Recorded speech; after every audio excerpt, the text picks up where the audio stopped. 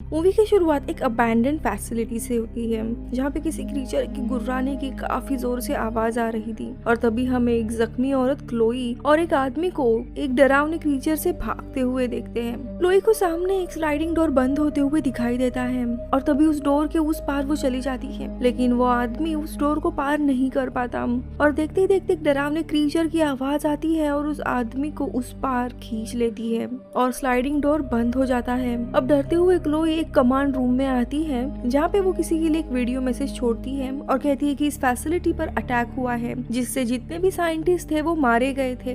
अगर तुम्हें एडम और उसकी रिसर्च के बारे में डिटेल चाहिए तो मुझे यहाँ से निकालो। और ये मैसेज सेंड करते हुए वो एक एक्स लेके उस क्रीचर को मारने के लिए जाती है। वही दूसरी तरफ हम उस भयानक क्रीचर को देखते हैं। क्लोई उसके पीछे ही थी और छुपते हुए उसे मारने ही वाली थी, लेकिन ये सीन यहीं पे कट होके हम जेम्स नाम के सोल्जर को देखते हैं जिसे क्लोई को बचाने का मिशन मिला था और वो अपने प्रेग्नेंट वाइफ को इसके बारे में बताता है।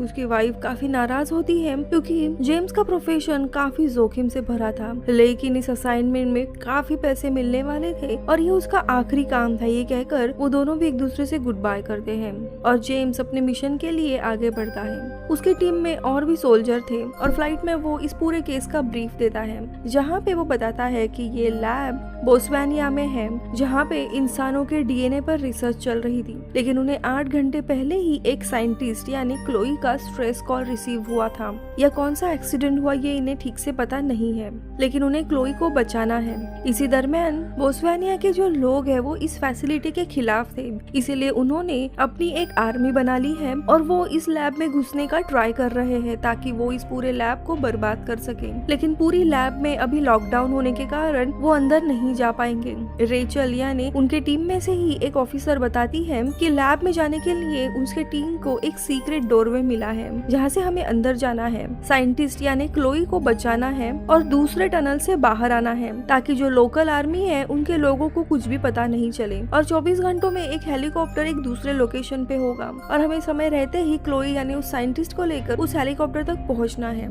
अगर हम वहाँ तक नहीं पहुँचे तो टीम तुम्हें छोड़ के चली जाएगी। आगे वो कहती है कि इनकी एक सोल्जर की टीम ग्राउंड लेवल पर उस टनल के यहाँ है। अब इनकी ब्रीफ खत्म होती है और उसके कुछ समय के बाद ये लोग उस लोकेशन पे पहुँचते हैं। टीम 2 लोगों में डिवाइड होती है। रेचल और उसके साथ की एक टीम थी वो बाकी के साइंटिस्ट को बचाने के लिए लैब जाने वाले थे, तो वही जेम्स और उसका दोस्त मार्शल उस टनल के यहाँ पर जाने वाले थे। तो वही दूसरी तरफ जेम्स और मार्शल उस टनल के रास्ते लैब में जाकर क्लोई को बचाने वाले थे। अब रेचल और उसकी टीम लैब में पहुँच जाती है तो यहाँ पे जेम्स और मार्शल अपने ग्राउंड लेवल टीम को ढूंढने के लिए आगे बढ़ रहे होते हैं। तभी उस टाउन का एक लड़का जो लोकल आर्मी में ही शामिल था वो इन दोनों को देख लेता है। उस लड़के के हाथ में मेटल डिटेक्टर था और इन्हें देख वो भागने लगता है। इन दोनों के भी हाथ से वो लड़का छूटने ही वाला था, लेकिन तभी इनकी ग्राउंड लेवल जो टीम रहती है वो उस लड़के को पकड़ लेती है और उसे मारने ही वाली होती है, लेकिन जेम्स उन्हें रोक लेता है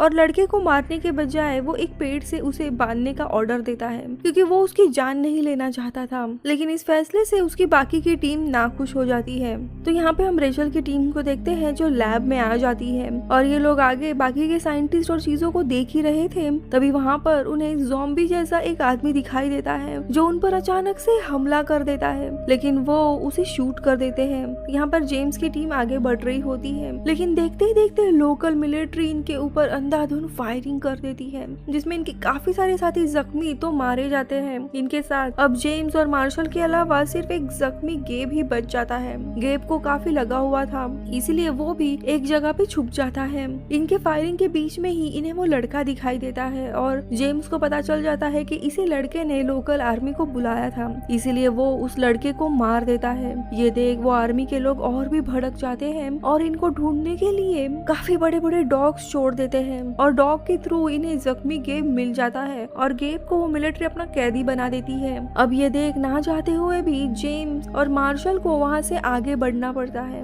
उन्हें पता चलता है कि ये पूरा जंगल आर्मी से घिरा हुआ है और उन्हें बचने का कोई भी साधन नहीं है। लेकिन तभी उन्हें आगे एक बहुत बड़ी नदी दिखाई देती है और दोनों भी उसमें कूद जाते हैं। नदी काफी गहरी होने के कारण आर्मी उनका पीछा नहीं कर पाती। अब नदी के उस पार आने के बाद वो मैप में उस टनल को ढूंढने के लिए आगे निकल जाते हैं। तो यहाँ पे गेब को बंदी बनाया जाता है उस लोकल मिलिट्री द्वारा, जहाँ पे वे लोग गेब से सीक्रेट टनल के बारे में पूछते हैं जो सीधा लैब में जाता है और गेब को काफी टॉर्चर करने लगते हैं, लेकिन वो नहीं बताता। लेकिन यहाँ पे पता चलता है कि इन्हीं लोकल लोगों द्वारा लैब को बाहर से लॉक कर दिया गया है ताकि कोई भी लैब का इंसान बाहर ना आ सके, क्योंकि लैब में काफी भयानक इन्फेक्शन फैलने के कारण सारे लोग ज़ॉम्बी में बदल गए थे। गेब के सामने ही एक बैग में बड़ा सा ज़ॉम्बी देख के वो काफी डर जाता है। तभी वो सोल्जर उस ज़ॉम्बी को मार देता है और उसे देख गेब भी काफी हैरान होता है और उसे समझ आता है कि यहाँ पे गांव वाले वो इन्फेक्शन बाहर ना फैले इसीलिए किसी को भी बाहर नहीं निकाल रहे। ये डरावनी चीज देख गेब उन्हें उस टनल के बारे में बता देता है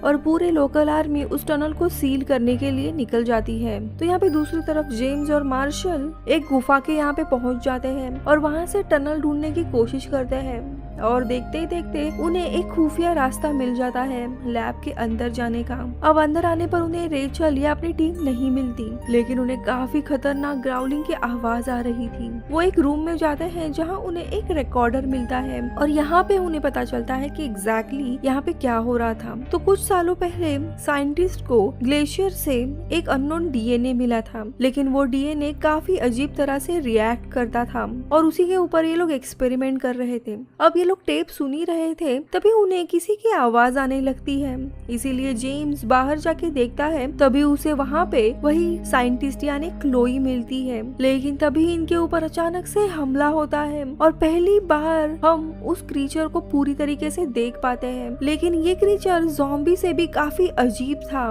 जो जेम्स को मारने ही वाला था, लेकिन तभी पीछे से क्लोई उस क्रीचर पर हमला कर देती है। इसी दरम्यान मार्शल भी वहाँ पे आ जाता है और उस क्रीचर को देख उसे शूट करने लगता है, जिसके बाद वो क्रीचर वहाँ से भाग जाता है। अब ये लोग टनल के यहाँ पे आते हैं, लेकिन उन्हें पता चलता है कि लोकल आर्मी यहाँ पे पहुँच गई है और वे लोग टनल को सील कर रहे हैं। अब दूसरा रास्ता ढूंढने के लिए ये लोग वेंट के यहाँ से निकलते हैं, लेकिन वहाँ जाते वक्त वो क्रीचर जेम्स का पैर पकड़ लेता है, लेकिन जेम्स उसे शूट करके आगे बढ़ता है और फिर तीनों भी एक रूम में पहुँच जाते हैं। यहाँ पे जेम्स और मार्शल इस एक्सपेरिमेंट से अनजान क्लोई के ऊपर भड़क जाते हैं और पूछते कि यहाँ पे चल क्या रहा है और ये क्रीचर कौन है और लैब में इतने सारे क्रीचर है जिसके बारे में उन्हें कुछ भी बताया नहीं गया था। तभी क्लोई बताती है कि वो क्रीचर एक इंसान और अलग स्पीशीज के डीएनए से बना हुआ एक हाइब्रिड है। उन्होंने सबसे पहले हाइब्रिड को एडम ये नाम दिया था जो 30 साल पहले बना था और उसी के ऊपर काफी सालों से एक्सपेरिमेंट किए गए थे, लेकिन एक्सपेरिमेंट के कारण वो क्रीचर काफी अनस्टेबल हो गया और सारे लोगों पर उसने हमला किया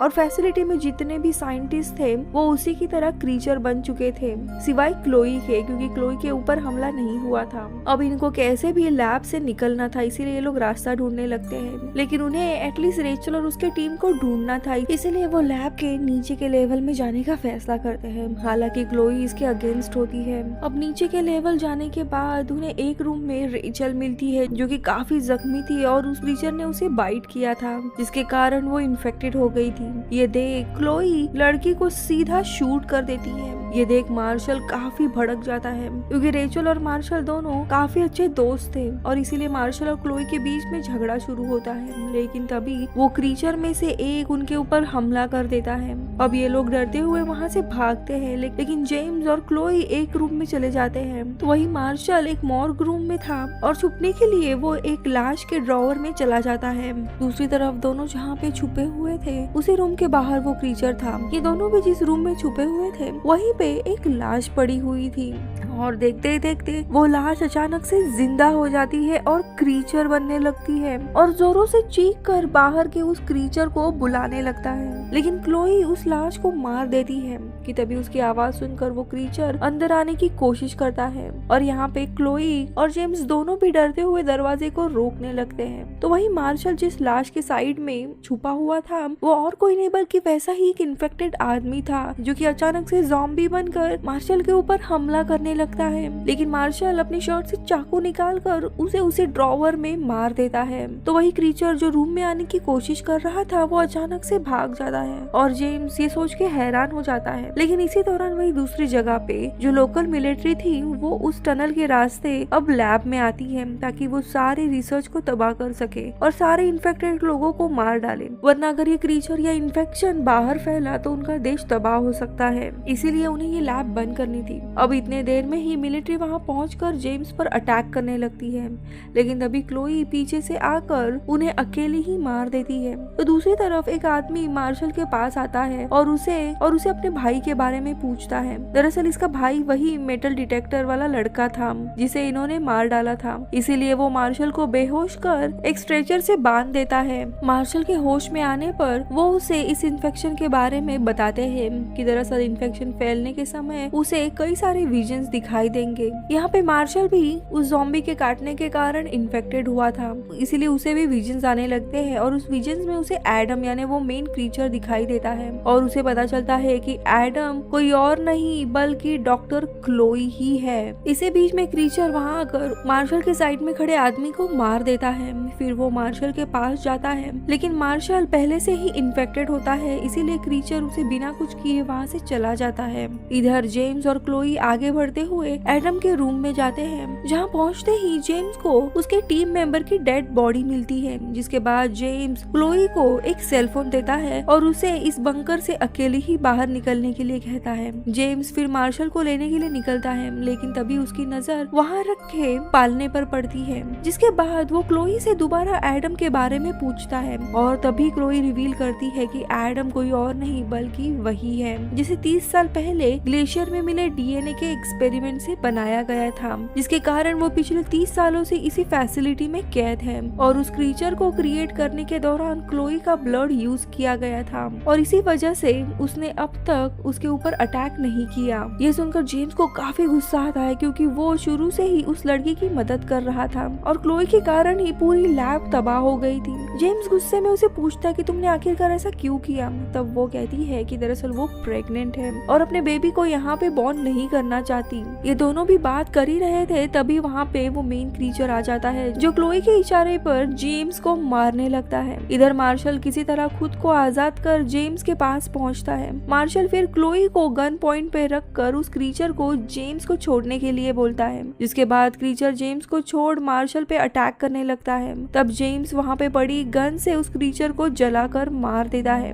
वही दूसरी तरफ क्लोई मौके का फायदा उठाकर बंकर से बाहर आ जाती है। तभी वहाँ पे उसे ओलेग दिखाई देता है जिसे हमने मूवी के स्टार्टिंग में देखा था। ओलेग क्लोई के ऊपर गन ताने हुए था। तभी क्लोई धीरे धीरे उसके पास जाती है और उसे गले लगाकर माफी मांगने लगती है और तभी क्लोई ओलेग को भी चाकू से मार देती है। इसके बाद ओलेग भी उसी नाइफ से क्लोई को मार कर वहाँ से चला जाता है। थोड़े समय के बाद जेम्स और मार्शल बाहर आकर क्लोई को मरा हुआ देखते हैं, लेकिन तभी जब वो उसके पास जाते हैं तभी अचानक से क्लोई उठकर उन्हें मारने लगती है। वो अकेले ही उन दोनों पर भारी पड़ती है। क्लोई फिर उन्हें मारने के लिए वहाँ पड़ी गन उठाती है, लेकिन तभी जेम्स पीछे से उसके गले में एक रस्सी डालकर उसका गला दबा देता है, लेकिन वो खुद को छुड़ा लेती है और जेम्स को नाइफ से मारने वाली होती है कि तभी मार्शल रस्सी लेकर बंकर में कूद जाता है, जिसकी वजह से क्लोई का दम घुटने लगता है और वो सांस ना लेने के कारण मारी जाती है।